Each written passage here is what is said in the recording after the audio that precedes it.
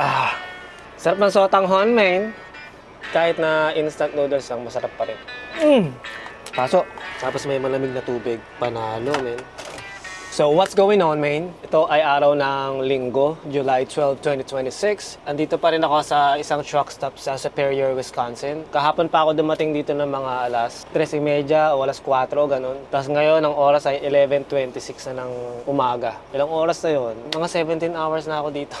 Actually, 18 hours. Kasi nga 3:30 ako dumating. So, wow. Ang ginawa ko lang, nagpahinga. Bumawi ako ng tulog. Nakaligo rin ako dito.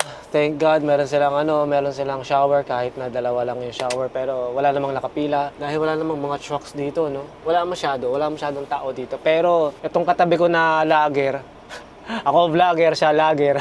Yung lager po, yan po yung mga kahoy-kahoy na load. Pagdating ko dito, nandito na to eh. Hanggang ngayon, nandito pa. Siguro ang deliver na to sa Monday pa. Pakita ko sa inyo yung lager. Yan po, yung katabi kong yan. Day cab, di ba? Walang driver sa loob yan. Tapos, ang load niya, ayan, kahoy, di ba? Kahoy-kahoy. So, yan na nga po yung tinatawag na lager. Tapos ito yung itsura ng truck stop. Parang maluwag na maluwag to. Dito sa parte na yan, pwede ka mag-park pa dyan ng isang semi-tractor and trailer. Dalawang rows. Isa dyan, tsaka dito sa amin. Maluwag, di ba? Grabe, wala nga nakapark masyado. Ito yung katabi natin, si Mr. Construction. Pero ang gagawin ko, pag exit mamaya, didiretso lang ako dyan, tapos kakaliwa tayo. So tayo ngayon ay nakatingin sa west. Sa likod natin yung east, dito yung north, pakanan, sa kaliwa yung south. At magpapasouth na tayo dahil pupunta tayo ng saan ba yun? Milwaukee. Hindi na alam kung saan pupunta. Pero yun na nga, linggo nga ngayon, tapos hindi na naman ako nakapagsimba kasama ng pamilya. Ayos lang, babawi tayo sa susunod na linggo. Ganun talaga, men. Pag tracker ka, madalas. Nasa kalsada ka kapag weekend. Alam mo yun, kung kailan day off yung pamilya mo, mga bata, walang pasok. Actually ngayon summer naman, pero yung sinasabi ko kunwari yung regular lang na araw na may pasok sa school, tatrabaho ka, Monday to Friday, tapos Sabado-Linggo nasa bahay ka, pwede kayo lumabas ng Sabado, pahinga kayo ng Linggo, tapos magsisimba kayo ng Linggo, mga ganon, no? Yun lang yung pinagkaiba ng tracking talaga sa ibang trabaho. Dahil ang tracking, parang hindi mo alam kung kailan ka makakauwi. Usually ganon. Yung iba nga, parang wala lang ang uwian, di ba? Nakatira sa truck. Pero, meron din inuuwian niya tayong mga yon. Minsan, ewan ko lang.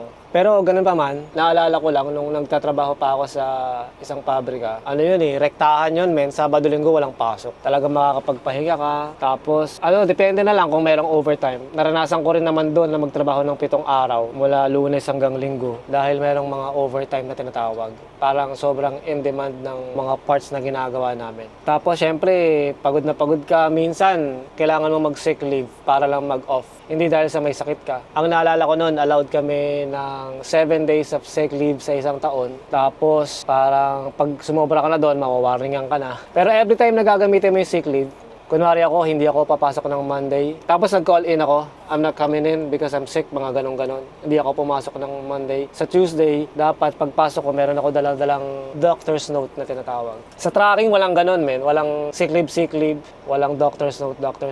Wala. Kapag nag-off kami, wala kaming kailangan na ibigay na dokumento para supportahan yung pag-day off namin na hindi usual, no? Pero yung sick leave po na yon, bayad naman yun. Yung sa pabrika pa ako. Kahit na hindi ako pumasok ng isang araw, bayad pa rin ako noon. Tapos, entitled din kami sa 2 linggong bakasyon sa loob ng isang taon. Bayad rin po yun, no? Kapag nagbakasyon ka kunwari ng 2 linggo, dire-diretso mong kinuha, 2 linggo, may bayad ka rin noon. So, yun ang kagandahan, no? Pero kapag sumobra ka na sa 2 weeks, mawawarningan ka. Tapos, wala ka ng bayad noon kapag nag-off ka. Unless meron kang emergency, meron din yatang 5 days or 3 days of emergency leave. Meron din parental leave na tinatawag pag nanganak yung asawa mo, ganun. Pero hindi ko naranasan gamitin yon. So naisip ko lang yon or naalala ko lang yon dahil dito sa trucking, men. Kunwari may sakit ka, hindi ka pwedeng mag-sick leave pag nasa kalsada ka. Pwede ka mag-lay low sa pag-drive. Tapos tawag ka sa opisina, sabihin mo medyo malilate ka dahil hindi mo kaya, parang kailangan mo lang muna magpahinga. Usually ako, nagpapasalamat naman ako sa poong may kapal na hindi ako nagkakasakit ng malala. Pero minsan, parang lagnat-lagnat lang. Nagtatrabaho pa rin. Hindi ka pwedeng hindi yun magiging dahilan para hindi ka magtrabaho. Kasi kaya mo naman eh. Although, kunwari, kailangan mo na mag-jacket dahil nga nilalamig ka, dahil nga may lagnat ka, o kaya mabagal lang yung galawan mo, hindi ka ganun kalakas, pero kaya mo pa rin mag-function. Sa driving naman, ako humihinto ako, men. Kunwari, naano na ako, may lagnat ako. Konting lagnat, yung parang lalagnatin ka, yung ganung klaseng pakiramdam. Kapag naramdaman ko na yon, ihinto lang ako, tapos siguro kakain para uminom ng Advil or Tylenol. Yung parang Panadol or Tempra o kung ano naman, paracetamol, para pampawala or pampa-relieve ng any kind of pain, mga ganon. Ganon po yung ginagawa ko. Hindi ako yung parang hindi na ako feeling well tapos magdadrive pa. Hindi ko na isusugal yun, men. Kasi hindi mo alam, baka mamaya bigla na lang magdilim yung paningin mo or mag-collapse ka habang nagdadrive ka, hindi ikaw ang kawawa. Hindi ako yung kawawa. Kawawa yung mga matatamaan ko. Putik, laki-laki ng truck na to, tsaka trailer, putik. Nakakanood. Huwag mangyari yun. Masakit yun, men. Magko-collapse yung driver. Pero meron ng ganung mga instances na klase ng aksidente. Pero bakit ko sinasabi itong mga to? Dahil naalala ko lang, sa pabrika, ganun yung klase ng day off. Dito sa trucking, kunwari naman, wala ka namang sakit, magbabakasyon ka lang kunwari, pwede rin. Sasabihin mo lang in advance na mag-off ka, ganito ganyan, ng 1 linggo, o 2 linggo, o 1 buwan. Wala silang magagawa doon. Yun yung kagandahan sa trucking dahil kunwari, magbabakasyon ka sa Pilipinas, pwede ka magbakasyon ng 1 buwan o 2 buwan, nasa sa'yo yun. Yun nga lang, wala kang susweldohin nun kasi hindi ka nagtatrabaho. No work, no pay. Pero kagandahan nga, pwede ka magbakasyon ng mahabang panahon. Kahit nga 6 months pwede. Pero ganun pa man, bakit kasi sinasabi nga ito? Sinasabi ko lang to kasi parang naalala ko lang. Nakakatuwa rin kasing alalahanin yung mga nakaraan na ginagawa mo, yung experiences mo. At nakakatuwa isipin na lahat ng yun na pagdaanan mo sa buhay mo. Yun yung nagpapatatag sa'yo bilang kung ano ka ngayon sa kinatatayuan mo. Pero lagi mong tatandaan, men, na kahit ano pang marating mo sa buhay, huwag mong papaabutin sa punto na napakataas ng tingin sa sarili mo.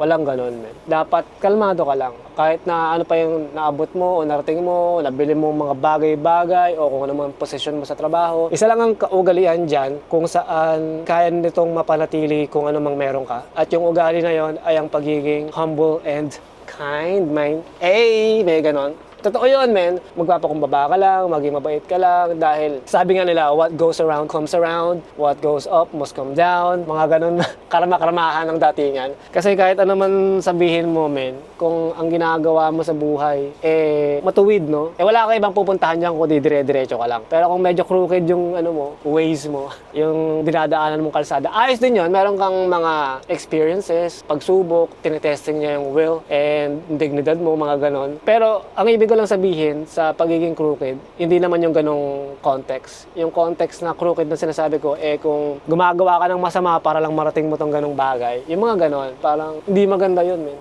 Yung nalalamang ka sa kapwa, unang-una, yun ang pinaka wag na wag mong gagawin. Anong connection ng mga anong connection yan, Kaloy, sa mga pinagsasabi ko kanina? Yun nga, natutuwa nga lang ako dahil hindi ko naman sa minamalit yung pabrika tapos yung tracking nandito. Hindi, walang ganon. Ano lang, yung kabuuan ng karera ko, ng karir ko dito sa Canada. Kasi na po ako dito sa Canada, no? 10 years na rin ako dito, men. O 11, mag-11 na ako ngayong September. 11 years, no? Putik. Nagsimula ako sa nag-restaurant ako noon dito for a week. Hindi ko kaya kasi hindi naman ako cook. Ano ang malay ko? Pinaghiwa ko lang sibuyas. Kasi nga, pinasok ako ng asawa ko noon. Sige, tinanggap ako, no? Kasi kaya mo yan, magluluto ka lang naman. Putik, hindi naman ako marunong maghiwa ng sibuyas, ng bawang. Oo, alam ko. Pero hindi ako eksperto kasi merong technique. Nung sabi ng chef sa akin, sige, maghiwa ka nga ng sibuyas. Parang testing lang, titignan niya ako. Yung hawak ko sa sibuyas, ganyan. Yung paghiwa ko, ganyan. Alam niya walang experience. Ganito na lang ang gawin mo, mag-buzz ka na lang ng table sa labas. Matutuwa pa ako, sabi niya. Tsaka kapag may naluto na kami, ikaw magdadala sa mga parang naging waiter ako. Yon. Parang ang yata, chef dapat ako doon. Taas ang pangarap ha. Pero yan po, doon ako nagsimula. And then pagkatapos noon, pumasok na ako sa isang pabrika. Siguro 3 pabrika po ako, or 4, or 5. Mga 5 siguro. Bago ako naging truck driver. Wala, nakakatuwang isipin na hindi ko sinasabi na may narating na ako sa buhay, no? Hindi ko rin sinasabi na malayo na yung narating ko na may pagmamalaki na ako. Hindi ko po sinasabing ganun. Ang sinasabi ko lang, pag isipin ko yung mga naging trabaho ko dati, yung mga pinagagawa ko sa buhay, even that as a person, di ba? Parang ang laki ng pinagbago ko in a way na yung maturity level, tsaka yung professionalism na level, malayong malayo sa Kaloy dati. Yung bagong dating sa Canada, kaysa sa Kaloy following ngayon na 11 years na sa Canada. Mag-11 years na sa Canada. Parang ganun. Yun lang, ang paalala lang sa mga nanonood na to. Ikaw, men, ito gusto mo sa puso mo itong sasabihin ko sa'yo. Lagi mong tatandaan na lahat ng bagay dito sa mundo ay temporary lang. Kahit yung buhay natin na tinatawag. Napakaiksi ng buhay natin dito dahil we are just like a speck of dust. Sabi nga nila sa universe and yung lifetime ng mundo, parang dumadaan lang tayo dito. Kaya wag tayong magano ng mga negatibo na bagay, yung mga bad vibes. Ano lang tayo, positibo lang, maging mabait lang tayo sa kapwa. Wag tayo magmamalaki, magpakumbaba lang tayo. Para nang sa ganun, makakatulong tayo sa pagiging harmonious ng mundo. Kahit na merong mga tao na barubal, hayaan lang natin sila. Huwag na tayong kagaya sa kanila. Kung ano ibig sabihin mo. Ganun! Pero anyway, alis na tayo dito sa truck stop at nakapag-inspection na ako kanina. Tapos, ano lang to, mga 4-5 hour drive hanggang makarating tayo sa Milwaukee. Mula dito sa, Superior, Wisconsin.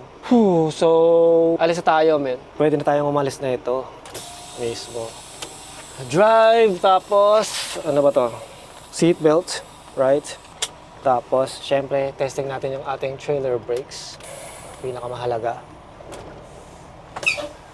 So, empty lang tayong tatakbo ngayon. Takbong 30 lang tayo, men. Ano lang to? Easy 9 miles per gallon to. May ganon, Kaloy. Magandang tamakbo ng empty talaga kasi nga, hindi na pupuwersa yung ating sasakyan. Parang ganun. So, pinakamahirap sa lahat yung kumaliwa ka sa two-way traffic. Yung salubungan. May sumasalubong dito, kakaliwa kang pa ganon, tapos may alam mo yung gumaganon, cross traffic.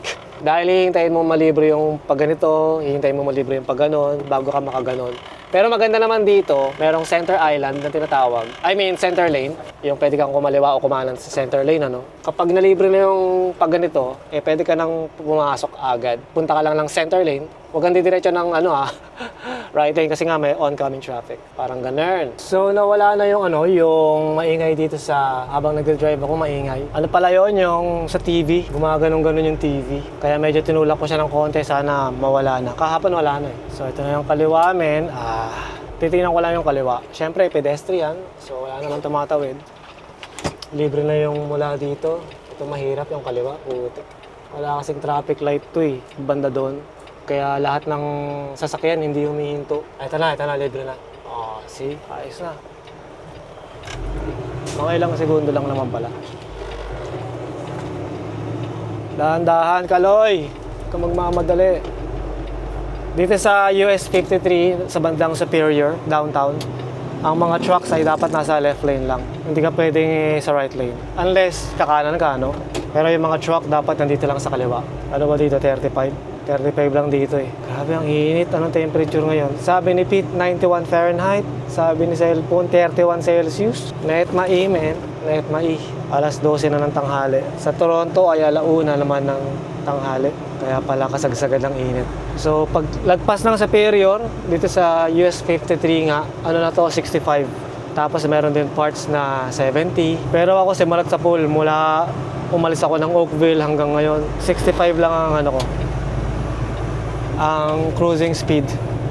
Nagsi-70 lang ako or 75 kapag merong mabagal sa harap ko na something, kagaya ng truck or kotse. Uunahan ko sila ngayon, kaya kailangan ko mag-speed up. Meron kagad rest area dito. Ayos So mag-cruise tayo ng 62 muna para makuha natin yung eksaktong speed. Pagka kinross ko to ng 65 agad-agad, minsan ang takbo ko ay 64 lang talaga. Pero kapag tinapat ko sa 100 clicks to or 62, matik yun, men. Actual na 100 km per hour ang takbo mo. Kaya pag dinagdagan ko siya ng 5 miles per hour yung from 3 miles per hour mula 62, magiging na yun, 65 miles per hour or 105 kilometers per hour yung eksaktong takbo mo. Ganun lang, men. Ganun lang gagawin ko ngayon. Magdadrive lang ako ng wala pang 5 oras. O kaya mga 5 oras. Tapos, tulog na ako. Doon ako sa tank wash matutulog. Ano ngayon? Linggo, di ba? Sarado yung tank wash ng linggo, men. Sabi ni Mr. Dispatcher. Kaya ang tendency, yung trailer na to, huhugasan pa nila sa Monday.